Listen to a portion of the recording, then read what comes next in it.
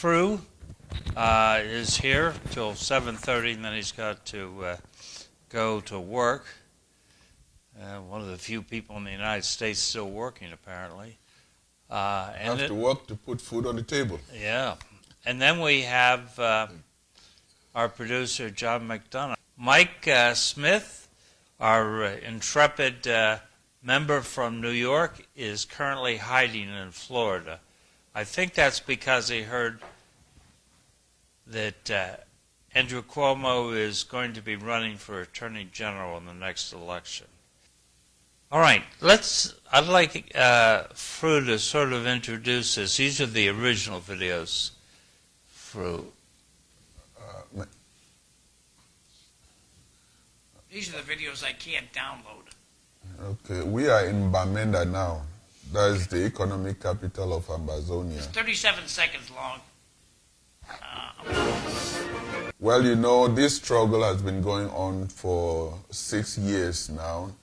And Lowell has a sister city relationship with the city of Bamenda and also with the people of Amazonia since November 5th, 2002.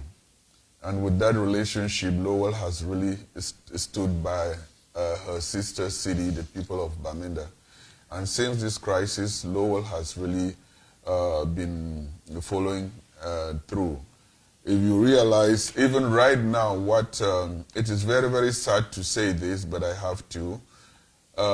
When in the French Cameroon, when citizens from Amazonia, when they wear it, because there's a national traditional dress, that if you wear that dress, so when once you wear that traditional wear, they know that you come from Amazonia.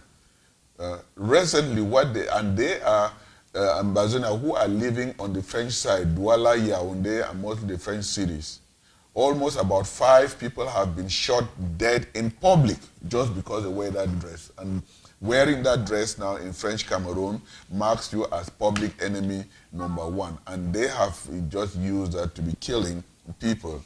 And secondly, you know, last week, 2 weeks ago, there was a young kid, a baby whose mother was taking her to school. They stopped at a checkpoint.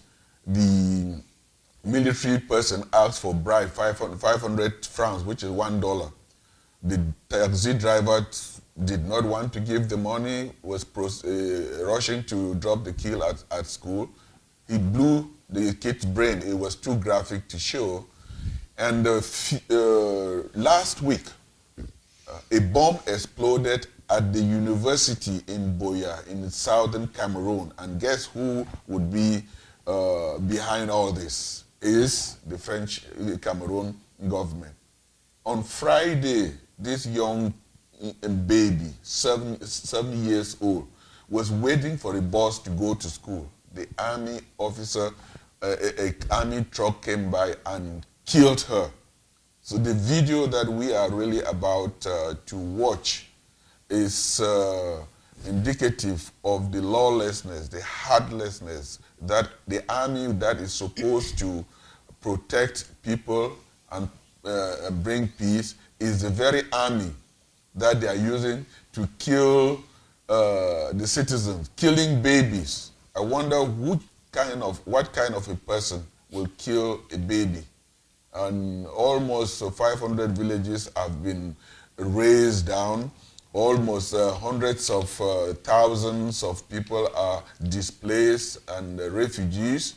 It is really, really atrocious, and the world is just standing by and saying nothing. And all this because France is behind it.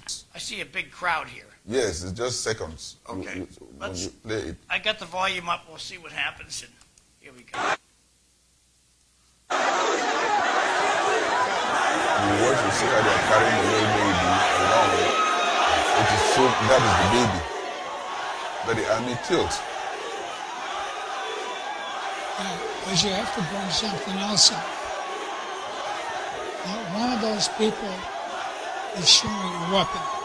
Yes, very, very They are civilian, George. Good observation. Not one of them. It shows that you see they are carrying nothing but leaves and branches. It shows how civil, how peaceful. And I bet you they're all up branches. Yes.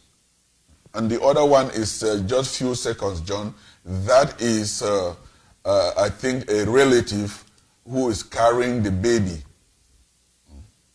And you could see how painful that could be as a father, an uncle, to The whole family. the whole family, the whole nation, the whole world should condemn this. Okay, hit play. Yes, Okay. that is the little girl.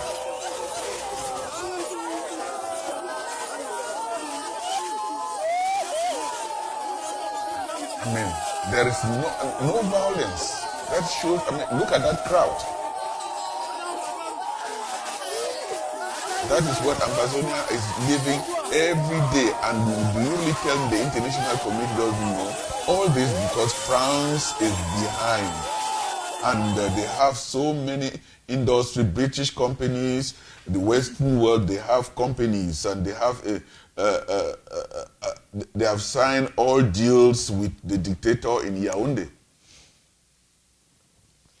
All I can tell you, if was tell your friends to move to Lowell. Move to Lowell. We don't do that kind of stuff. We don't do that stuff here. Well, I mean, that would be another war of immigration issue now coming. Well, but you see, there's some guy in the army that killed that little girl. So it's okay by his I'm going to guess it's a guy. It's okay by his supervisor and everybody above him that he did this. No, Plus, he has the spirit to do such a thing. No, you So say Ambazonian army, the French Cameroon army. Ambazonians, these are people who are fighting. These are ordinary people who are fighting to protect their people. The French Cameroon army is the one who is doing this, not the Ambazonian. Ambazonian doesn't have an army. They have freedom fighters. Well, if it wasn't for video, they'd fly a helicopter in there and kill that whole crowd. Bring a bulldozer in, bury them all. Okay, prove it. They moved. What can we do? Those old people moved away. That's what the governments used to do before everybody got a cell phone camera. And that is what they're doing now, John. When they burn those villages, you see they have discovered mass graves. When the light goes off, they go to these villages and take young boys, young girls, old men, and go and kill them, and you never find them. My cousin, I have 3 cousins that have just disappeared for 3 years now. They have families, they have kids also. Every day their kids are calling me and crying about their fathers, about their sisters, that the army, no one can walk anymore. At night, they will just come to your house, break your house, and you are gone. The following morning, you will not be seen again. That is what is going on. And that's what people who lived in Cambodia and in Vietnam, that's what happened to their house. That here, the army trucks rolling down the street at nighttime, they'd all give a very hard listen. Where is that truck going to stop? And if it stopped in front of your house, you had to run out of your house because they were going to kill you. So that is what the world doesn't know. When once the light turn off, these governments, they are very, very intelligent. They don't do everything in broad daylight now because they know that technology with cell phone and all whatnot, that information reaches outside before they even do it. So they wait until they turn the lights out. So Elizabeth Warren's doing nothing about this. Well, Indirectly. the elephant in the room is France. If Ed Markey, what's Ed Markey doing for you? well, the senators they have written bills, they have done all what I mean, but you see, this thing started in 2016. And how about Lori Trahan? What's she doing? Well, that is local, John. I'm just saying that The federal government. There are only fingers to touch the federal government: Lori Trahan, Ed Markey, and Elizabeth Warren. Those are the only fingers we have to touch Washington, D.C. You're very right, John. Now, the city manager can't do a doggone thing about what's happening in Ambazonia. She can't do a doggone thing. As bad as we feel about this, she can't do anything. But Lori Trahan has a say. What you are saying is very right, John. I don't want to put it, the individual But you senators. have to. Some little girl just died because somebody, and I'm going to say Lori Trahan, Elizabeth Warren, and Ed Markey, didn't do anything about it. Now, we've been showing these videos for years. It happened under Trump. It slowed down under Trump. And now they're back to the same shenanigans again. I'm trying to agree with you, John, and equally saying that what we are saying is these videos are not only shown in Lowell, in Massachusetts. They are watched all over. But but the government in power, and even the government before that, they did nothing. The Senate and all. So we just hope that they are doing a lot too in the background. I cannot sit here and say they are not doing. There are bills a lot. What is even going on now that people can breathe in Ambazonia is because of the pressure. Not going to bring that little girl back, okay? No, they won't. And if you don't bring up Lori Trahan's name, Elizabeth Warren's name, or Ed Markey's name, they just skate away. No one told me.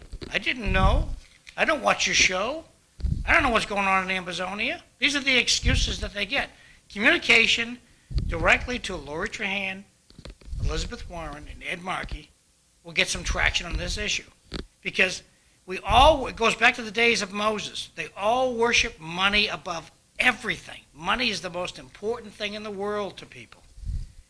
And if they cut the budget to Ambazonia, things will happen real quickly when we close up our purse. I remember, Trump did something, Obama did something, but I'm equally very, very thankful that City Life Show is doing that. And then those questions that you are asking, John, you are doing a lot for Ambazonia. You are doing a lot to bring this crisis out to the public. And I hope any politicians that you have mentioned their name, they are listening, or anyone will bring this to their attention. You can bet your Pippi, Lori Trahan just shut her TV off. But this is an opportunity for people to write letters or send emails to Lori Trahan, to Ed Markey, or to Elizabeth Warren. And you are very right, Cliff, because if Americans write those letters, it carries really a lot of weight to our politicians, because the weight that it carries is that our vote counts. And when once Americans write these letters on behalf of other humanities, that crimes against humanity anywhere, on any people, is crimes against humanity everywhere. Okay, here's what I want the audience to do. Get out your cell phone, take a picture of this, and send it to Lori Trahan. Say, Lori Trahan, this is what's happening to some of our neighbors' relatives back in their homeland. What can you do about it? Take a picture of it. Maybe play it again once more, John. It's short. Okay. We back it up for a second there. Boy. Hit play. As George observed, there is no guns, no violence there. All they have been carrying since 2016 when this crisis started is leaves, branches of leaves, which indicates that we are peaceful. All we want is to be recognized as people in that part of the world, and also treated equally as French Cameroon citizens. But they have subjugated us, marginalized them, looted their resources, and the intention has been to destroy our education and so much. It's just the UN is there, the international community, they know what is going on, they report on other crises, but this one has really been a crisis that they've just intentionally turned on the light. If the newspaper watches this show in the afternoon, so what I want you to do, newspapers, take a picture of this and just put it on the front page and say, why is this happening, Lori? Lori, can you help? Just that's all it'll take is what. All it has to do is get a little bit of call News Center 5, Channel 5. Put this on TV. Lori, can you help out? Bam! It'll happen. This Video is what is going to help out that whole situation. I'm happy that I'm sad to see all this, but I'm tickled pink you brought the video because it's great. Cliff, thanks for bringing the Things video. like this. And I can have been see going why on. Google doesn't want us to be able to download this video. It's the other way this kind of activity impacts us is people from Amazonia are now traveling to Latin America, and they are part of the people that are seeking refugee status by coming across our southern border. So what's happening in Amazonia is increasing the refugee flow to the United States. So, And it affects us indirectly, and not those who even manage to come to the border, let alone those who died on their way. So when you talk of the displaced people, there are thousands of lives that have been destroyed, and it really beats my heart because I'm talking about my relatives, my people that I know, and you see them on TV, and we just helpless, begging and crying that somebody somewhere should do something. I'd like to make a shout out though to John and my state rep, Vanna Howard. She's teamed up with State Senator Jamie Eldridge, and they're pushing legislation for $12 million to help settle Afghan refugees, but it's going to help settle other refugees too. And so that's sort of indirectly helping. That, and it shows at least at the state legislature people are aware of these problems, these refugee problems. George was going to say something. It's been a long time coming because even in Greece, after World War II, they had a group of people that would go to the different villages getting names, and then all of a sudden these people will disappear. It's a terrible thing that it's happened all over the world. Yeah, when there's civil unrest, you can't be passive. You have to pick a side. It's And also when they are unfortunate. killing the future, the younger generation, and those in power, the youngest one in power is 60 years old. But what kind of a future? When you hear them talk, they are talking about the children of tomorrow, the leaders of tomorrow. But they are there and killing babies. I wonder what would become of Amazonia when everything is done. That is their intention, to make Amazonia a desert so that they can completely take over. But I think God will not allow that to happen. Amazonia is not the only place with trouble. Poland's put 30,000 police and military on their border with Belarus, I guess. And Ukraine has deployed 8,500 soldiers on their border with Belarus. And in the meantime, Belarus is pushing refugees into Lithuania and Poland and creating unrest. I saw on television where Belarus was using lasers to blind the Polish soldiers so that they could go in and cut the wires on the concertina wire to block the refugees. So Belarus is playing a bad game here.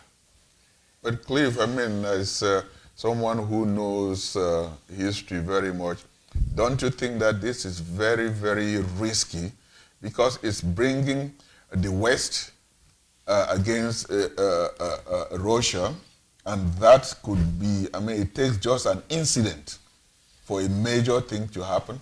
That's true. Someone who I exchanged emails with made a quip about, is this September 1939? Which, for the history buffs, that's when Germany went into Poland. Not a good time. And so I think Fru's absolutely right. Mayor-elect Eric Adams was confronted by BLM. The BLM leader promised Adams bloodshed, riots if city brings back tougher policing. How's that going? Well, he's not going to back down. There was an interview on one of the networks that they interviewed this guy from BLM, and the host on that show was asking him, he says, well, then will you condemn violence, against violence? And he wouldn't condemn it. He's like, well, this is what happens when people don't feel they're being treated properly, if a police officer unfairly kills a black person. So this person in charge of BLM, or speaking for them, won't even condone violence. He's like, well, that's the result when people don't feel they're being treated fairly. And that's scary. That's very scary that this person who's a spokesperson for BLM thinks that violence is okay. Well, I don't think he thinks it's okay, but I think he thinks it's a natural thing and we should all expect it. John has his hand up, and then back to Mike. Yeah, John. Violence is very effective. People take notice like instantly. You can be, we're going to have a peaceful march. What's that? Oh, those are some crazy people marching down the street. Don't pay attention to them.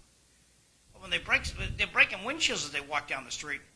Hey, what's their problem? Violence is very effective. Back to you, Mike. Sorry. Well, it's effective because the news, the way they portray it, a lot of the news networks, they don't look at the facts. It's all on sensationalism and emotion. And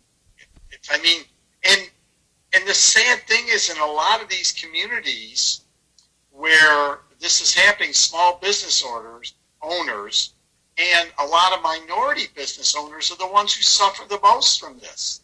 And the community suffers because look at all these different communities now that the businesses are shutting down. So now people won't even have access to some of the different businesses that they needed in their area. So I don't see how it's helping, to violence like that is helping. There's other ways to react to it. And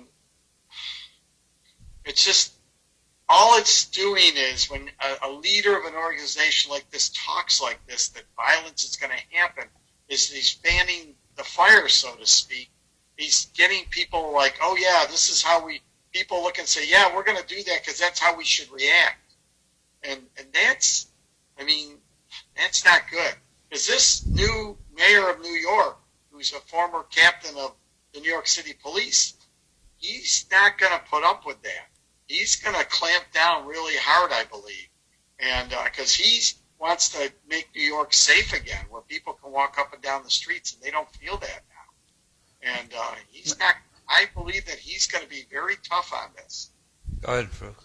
Matt, I was just going, most of the people who are judging and saying against it, don't you think that the media also chooses their words and also be biased against BLM?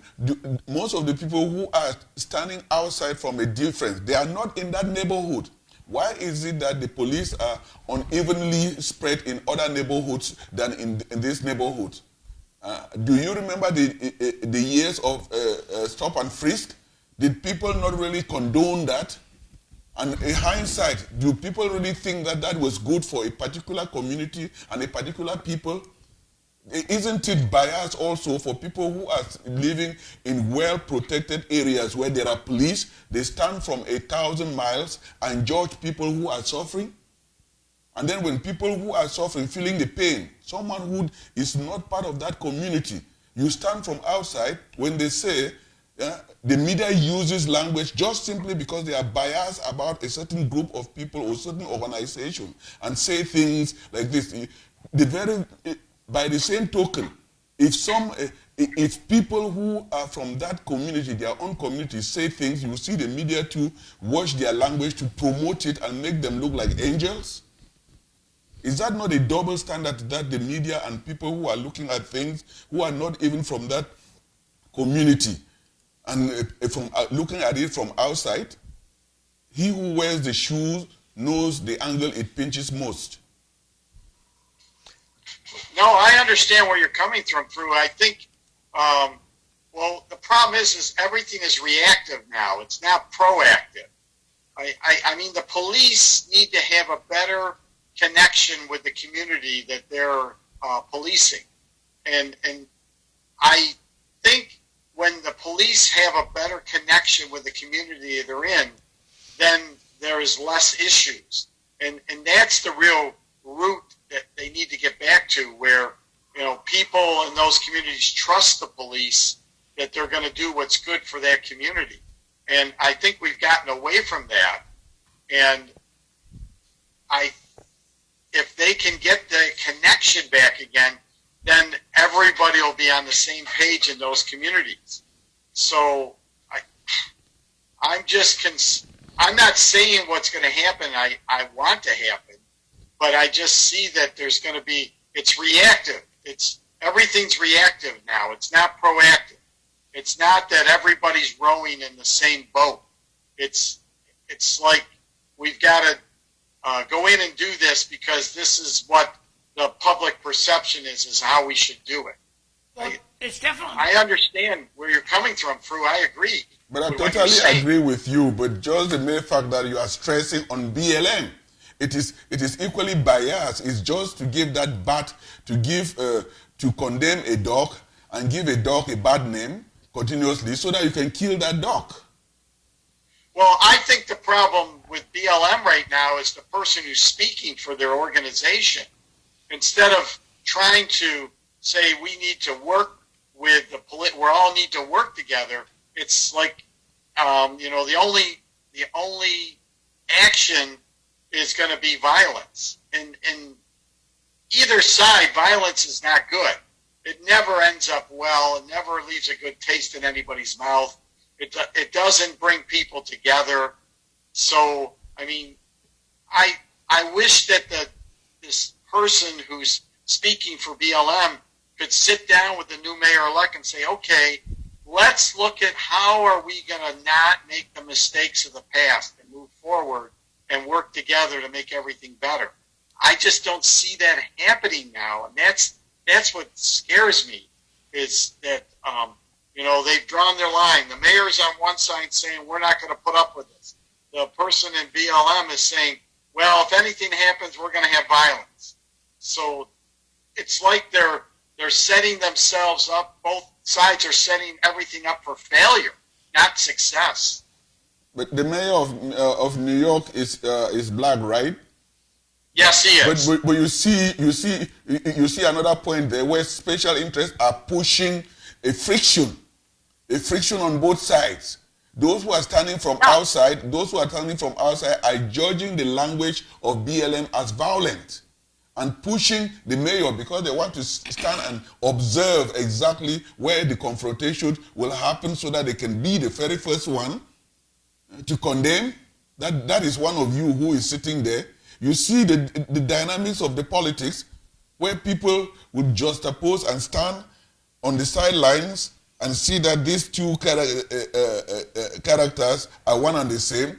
And I mean, you see the picture that I'm coming at, that I'm painting. That is happening politically. It is just equally setting that so that the black mayor down the line can fail. There's a bigger issue here, I think. But John looked like he wanted to make a quick comment, and then no. Yeah, I'm good. I'm good then. I think that the mayor of New York should drop a dime to this guy who runs Black Lives Matter in that area and sit down and talk with the guy privately. Find out what's the problem? What can we do to make everybody calm? And if the mayor doesn't want to do that, the shortcut is violence. You got any following through on this? You got any thoughts on Kyle Rittenhouse? Goes to the jury today, I think.